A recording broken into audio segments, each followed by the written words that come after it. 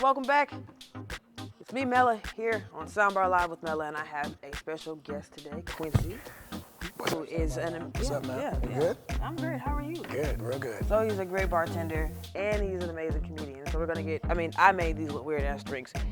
He did coach me on the fact that I put too much liquor in it before we started. So I didn't say there was too much liquor in them. he did. I said people have families and lives and things to do. Okay, this is not that drink. This is not that drink. Do I want it to? All right, but cheers though. This is the drink. So this is the impeachment. Yeah. Oh yeah. He should have died. Oh yeah. This is impeachment. I know you see a lemon wedge on there, but that's just for a little bit of garnish to kind of add with the color. The actual drink itself definitely has some peach schnapps. It's got some gin, a little orange juice, just like a light drinking, just a light cocktail kind of have if you want to get a little fucked up, but still, I don't know. Keep your clothes on. Maybe No, just the your color's pants. probably gonna come off. To me, I don't really get super boozy, but it is boozy. I think it's great. I think if you serve this to your guests at a party, you They like intend for them to stay the night. This is that type of drink. In the summertime, that's what I mean, like light. Yeah, I was going down. You know what I'm saying? Okay, that's what I mean. take my Okay, shirt off okay. right now. Oh man. I guess you could. Yeah. That'd be nice. I've been in there a little bit. I need to get in there with you. I'm gonna go in there. You coming? Yeah, I don't know. Anyway, so today's topic is, you guessed it, impeachment. We're talking about everything that's coming up, all right? So it's 2020. We're here now. We're here. We have coronavirus. It's out on the loose. You know, everything is going on that's crazy right now. But the thing that's most important is the future of this country. That is important. Right? So we're looking like what? We're looking like, okay, now I'm at the point where, okay, I don't know when we're gonna actually air this episode, but I know at this point in time, we've lost Elizabeth Warren, we've lost Michael Bloomberg. Can we just say we have nobody? Let's just be honest. Instead of talking about who we lost. I gotta be positive. If I had to say who do we have, you gonna say Bernie to me? I'm gonna say Bernie and Joe Biden, and that's fine. Okay. Can I just say this? It's fine. It's fine. No, it's fine. It's Joe okay. Biden's great. Trump is gonna win. Don't be surprised. No, Joe Biden's great. Black people just keep getting it together. Get your money, get your investments right. It's for us, it's about financial literacy and health. Okay? That's what we need to be worrying about right now. Trying to worry about the politics, it's gonna make you stressed out. And there's nothing we can do. So I keep saying that Joe Biden's great. If you have a problem figuring out whether you're for me or Trump, then you ain't black. Joe Biden is great. I mess with Joe Biden. And I like Bernie. I like what they stand for. But if you had to put $1 million on if they could beat Trump right now in this next election, who would you put your money on? $1 million, and you gotta bet it on somebody. I'm gonna drink on that. I'm gonna turn my back. Well, I'm looking forward to whoever the running mate is going to be. It is very nice. I'm looking forward to whoever the running mate is going to be. It's a possibility that, you know, maybe we can get a Stacey Abrams on the ticket. Maybe we can get Kamala Harris. Maybe we can get a Pete Buttigieg. Hey, maybe we can get Elizabeth Warren. This is maybe, like one of those Black History moments. We should just hold hands like, we shall. But no, in all seriousness. That sounds so dumb. I'm just kidding. Listen. You see how strange it is that all of a sudden during the election year, coronavirus just pops up. That's what I said. Don't something always happen. Couple months before it just kind of, and then not even just that though. And I'm gonna just, man, I have other conspiracy theories that I will not say on this show because I feel like Gayle King went through a thing, so I ain't gonna say what I think about none of that. I don't agree with some of what they say. Cause it went badly for other people, so I ain't gonna say anything. But what I will say is, you know, get out there and vote. It's coming to your city. If you haven't done it already, by the time this shows, we may have a candidate. And I would say whoever that candidate is, you need to get behind them 110%. Please don't sit at home talking about, oh, I'm upset that Joe Biden's a candidate, so I'm not gonna vote. At the end of the day, it's less of the two evils, and you gotta go for what you know. I agree. It is lesser of two evils. So you need to get out there and get behind your candidate. You need to get out there and get into, you know, your different little areas in the country, wherever you live. Vote for people around you. Make sure that you vote within your best interest, and don't let your emotion cloud your judgment and make you not do something that's really important. I agree. Do your research. Find out who you're voting for and why. Find them out. Look them up. See Find what they them stand for. And like I said, don't be discouraged by the idea that I'm almost sure. The reason I say that, Donald Trump, I'm Republican partly. Financially, I can say this, I'm Republican. Socially, I'm obviously not. But financially, a lot of what the Republicans talk about and what they do makes sense to me. It is a way for you to get business. College didn't teach me to go out and look for jobs. It taught me to create jobs. Question for you. The Republicans talk about. Question for you. Do you vote Republican? I just said socially. There's no way I can be Republican socially because raised by a single black woman, all the things I believe in, a lot of the things that they talk about don't apply to My me. uncle was a Republican. Financially, though, I can say this. Look at what they're doing financially. And that's why when I say they're going to continue to win, it's because socially they're run amok, but financially they're making it seem like they've got everything together. All the stuff they put in place is starting to work. So it's looking like the economy's on the rise now, and it's all because of Republicans. But a lot of what they do financially, I kind of agree with. Getting the jobs, I agree with fixing the welfare system to where maybe you supplement it or kind of figure out a way to get rid of it at some point. Mm-hmm. We have to. Otherwise, we're going to always depend on it and be crippled by those types of programs. I don't fully agree with that because I don't fully agree with that. But I do agree in that it's important that you're self-motivated and you work toward whatever your goals are. And financial goals, creative goals, whatever it is that you have, you shouldn't wait on anybody to do anything for you. So my point is we should be able to achieve what we want. You can have two things that are true at one time. You really can.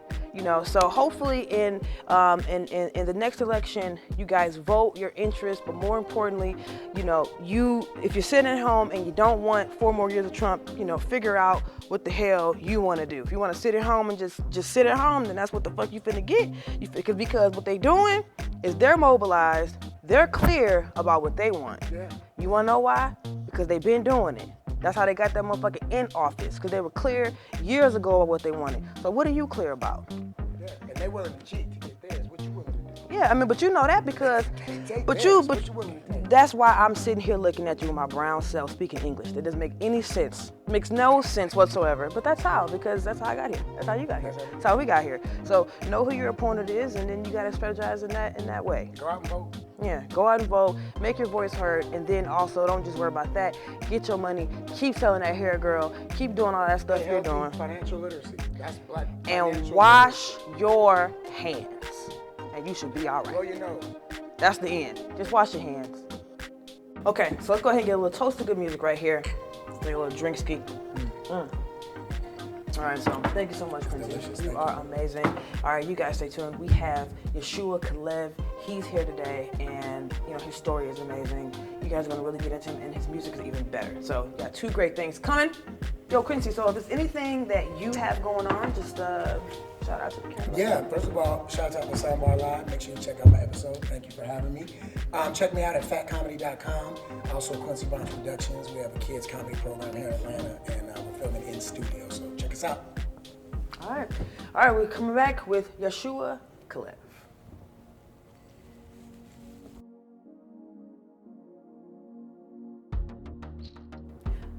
When it comes to artistry, this next guest can do it all. I want you guys to welcome our newest soundbar patron, Kalev. Is that right? Yep. Okay. I was like, man, if I fuck it up, I don't want to do that. So, how are you doing today? You doing good? Like, you came in here with some great energy, you know what I'm saying? You just kind of, chilling, and it's cool. So I listened to your music this morning. One of the guys that we work with here, one of our directors, he was like, hey man, we got this guy. Y'all need to check him out. You know what I'm saying? And so I listened to it this morning. I listened to the whole project. Like I just listened to the whole project, and I was like, oh man, it's just so many it's just so much music stew in there. And what I mean by music stew, you've got a little trap, hear the hi-hat, hear some of that low end, hear some of them kicks, some of those, 808 patterns. Okay, that's a little stew right there, right? Boom. That's gonna be a little bit of chicken. Then you put some instrumentation, live instrumentation. You got keys. I heard some guitars. I heard some live organs, all that. Throw that in there. You know what I'm saying? Then I hear like all these different types of felt more like I don't want to say the wrong word and offend people who are of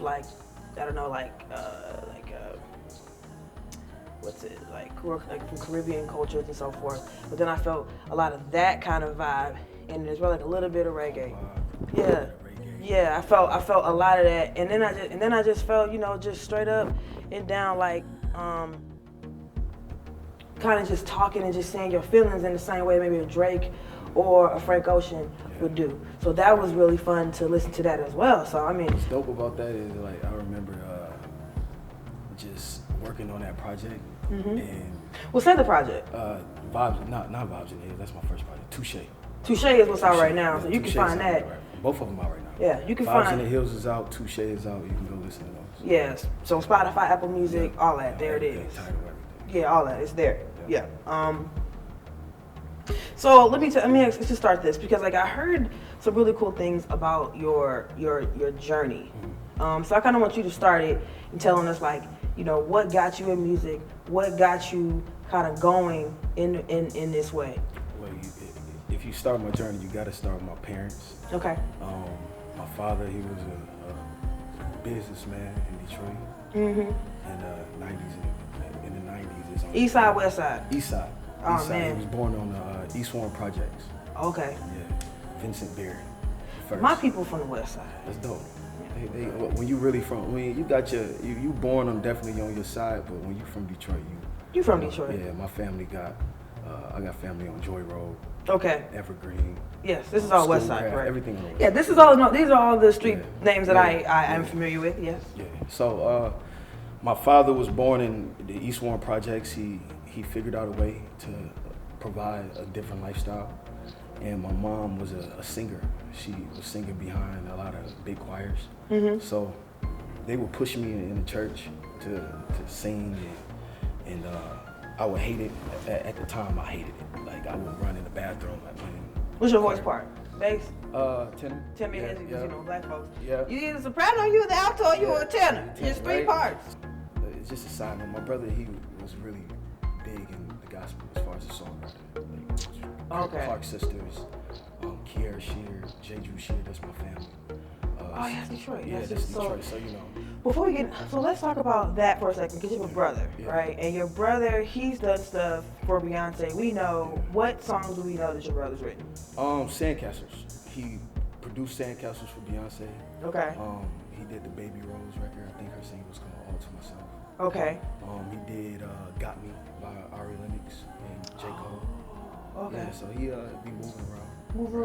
Moving around. Yeah. So like, I would think that how does that inspire you as an artist to see your brother, making these moves, connecting with people like Beyonce? Like, that's huge. He's really like my father because my dad in '97 he went to the Mike Tyson Holyfield fight, and when Mike Tyson Holyfield bit Holyfield's ear, there was a riot outside, and he tried to help someone out, and he fell and got trampled over. And his injuries a year later caused his death. And I think from that moment, I first knew the power in just the person to every decision. Oh, wait a minute. So you mean, so your dad, He went to Mike Tyson. he just went to the fight, Went just to the like fight. as a fan. Wasn't supposed to be there. My mom was pregnant and 4 kids at a reunion. And so he just went to the fight Went on to the fight. I'm just going to, I guess, Yeah, have fun. Yeah, I'm in Vegas. Mike Tyson bites Holyfield in the damn ear. Oh, and some nasty stuff in there. There needs to be a bite almost. Holyfield is very unhappy. Look at this. There's riots outside. And because he bit his ear? Yeah, what? The millions are lost. That fight was legendary. And he gets trampled? He got trampled over outside. I'm so sorry. No, it's That is like the worst thing. it's the path. And I think being inspired, my older brother took the charge of the father figure in the house, of course. Yeah. And I dropped out of high school. The 3-4 years, I used to just skip school to go back to the hood. My mom moved us 40 minutes out, and my family was still there. So I was just talking to my mother, just saying how crazy it was because she literally provided us. My dad's insurance policy was great, and she provided us a better lifestyle. But I would skip school and figure out a way back to the city. So when did it all start? How long did it take you from quitting school in 9th grade to getting to the point where you are now? Like, okay, I'm in music, I'm working, we're getting stuff with Beyonce, we're doing stuff. How long did it take you? I turned 18 and I moved to Los Angeles. And my brother dropped out of Morehouse and he moved to LA too. And I remember the first night we was there, I had a Meek Mill session. And I was like, yo, this is crazy. Like, you know, and he didn't tell me at the time, you know, brothers, they just want to inspire. So he called us like, yo, man, I'm in sessions with Trevor Jackson and I'm working with Clive Davis and his artists, and you know, I'm just moving around. But he didn't tell me he was sleeping in cars. He was sleeping on the floor. And so I was like, you know, I'm coming to LA too. And when I went to Los Angeles, the first night we were sleeping on floors and cars. He didn't tell you that before you got there? No. He didn't know I was coming. So you just showed up on it? Showed up like, yo, I'm at LAX. What's your sign? I'm Aquarius. Oh, okay. Yeah. That puts some sense on it. Yeah. Okay, go ahead. Cause to clear, y'all just do whatever. Y'all go with the flow. You're really creative. Just, you know, you do shit. Cause this sounds like some shit I wouldn't. Literally, it's so crazy. I knew I was there cause. So I got in trouble with my little sister. We lived down the street from the school. It's a predominantly white school. Before you get into that, I just want to jump back into sleeping on the floor. You guys are working with Meek Mill. You guys are, you know, doing stuff for Clive. At some point, Sandcastles happens. All 3 this years happens. later. So you slept in the car for 3 years? What? I need it. Ain't nothing gonna stop me. We needed it. And you know, as long as it's nothing that's going just for the sake of respecting audiences, but my belief, as long as it's nothing that's compromising my soul and my spirit, you know, I can miss a couple meals. Right. I can go get a little job. I can go hustle, do some things that I'm not really supposed to do to figure it out. You know? Okay. Well, you know what? Listen. For man that dedicated to his art, y'all need to take a minute and listen to it because it's just like that. You know what I'm saying? Like I have to say that I was really impressed with your work. You know, the way that you got to where you are, it's a tough road, but it's a road that you needed to travel to take you where you need to go. And so I completely and totally respect that because the work is amazing. And to inspire, I think that, you know, we see the after part. You know, my manager tells me all the time, overnight happens in 3 years. Overnight success is 3 years. So, you know, when we see that and you see a person just get lit, I used to envy it. But now I just appreciate any black person that wins, whether the music That's all you gotta do. Because your time is coming. Your time is gonna get it. So, is there anything new coming up for you that people need to look out for? I'm doing a rap album called Worth the Wait. Okay. Yeah, Worth the Wait. Any features on there you got so far? Anything? You just kind of do your thing? Alright, I guess your brother gonna be on there. What's your brother's name? So we can my brother Vincent Barry II. Vincent Barry II. Yeah. Man. Kalev. Yeah, Kalev. Kalev, I'm sorry, I said it right earlier, right? Yahusha Kalev. Yahusha Kalev. Boom. Yahusha Kalev. You guys gotta look him up, look for his music. And last question that we ask all of our guests. Okay. If your music was a drink, what would it be and what would it taste like? I don't know. Hennessy. Gotta be Hennessy. Would you like ice? Black. Would you like a rocks? No. Straight? Yeah. Why Hennessy margarita? Yeah, because it gotta be just because my influences. I'm influenced by Malcolm X, the Khalid Abdul Muhammad's, like, you know. Did they drink Hennessy? You know, I just feel like the way they came across people being Hennessy. All right, well, thank you so much for your time. Thank you for your story. It was crazy. I think that I enjoyed it, and I'm sure that people are gonna like dig into that shit as well, man. You are a very talented brother. Thank you for coming on. All right, let's have a toast to good music. Come on, right here. All right.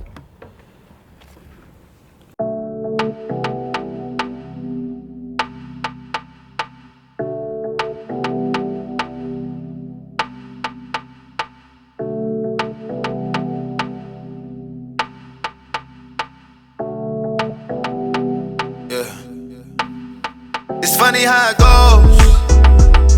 Yeah. Will you take me for a joke? Yeah.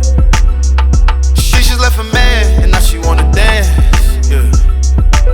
And shop a Lust Globos. Yeah.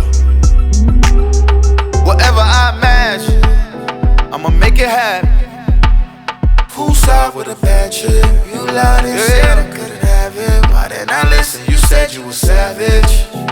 I feel like you acting. You can't let your heart go cause you trapped. Lululemon, you stopping that traffic. And now that we're here, all I want is you. If you say I'm the only one, I'll play the fool. Showing out like it's your birthday. Yeah. Going out, thought you had work days. Yeah. Show these hoes that you in first place.